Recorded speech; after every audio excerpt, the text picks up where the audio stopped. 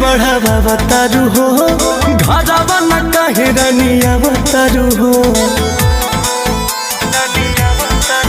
हर दिन विदाई के बढ़ावा बतारू हो घरवा न कहे रनिया बतारू हो।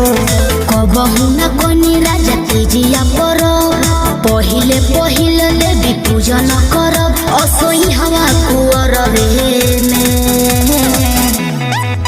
जोड़े कलसा धरे के बाबचार पिया जी हमार आजा नई हरवे में। जोड़े कलसा धरे के बाबचार पिया जी हमार आजा नई हरवे में।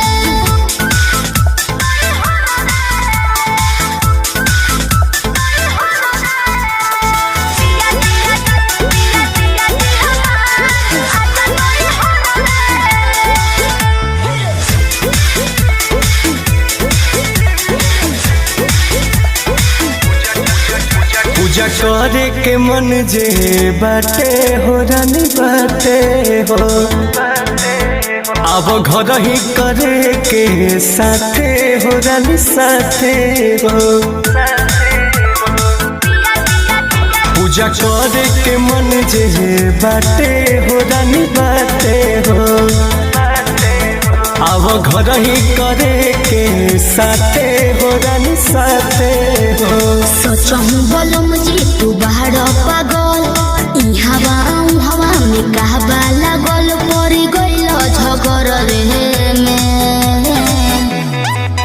जोड़े कलसा धरे के बाबचार पिया जी हमार आजा नई हरवे में। जोड़े कलसा धरे के बाबचार पिया जी हमार आजा नई हरवे में।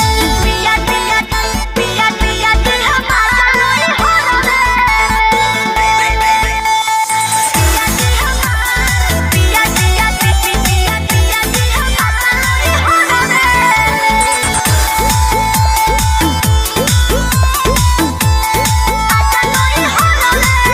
रोकी है नयम कुछ गरदा हो रानी गरदा हो। जहाँ मन बापुरा ला सरधा हो रानी सरधा हो। रोकी है नयम कुछ गरदा हो रानी गरदा हो। जहाँ मन बापुरा ला सरधा हो रानी सरधा हो। मन जोगे अब के तू कही दिल बात हंसी खुशी संगे कोइल जाई बाट गाठ जोड़ के अचर में। जोड़े कलसा धरे के बाबचार पिया जी हमार आजा नई हरवे में। जोड़े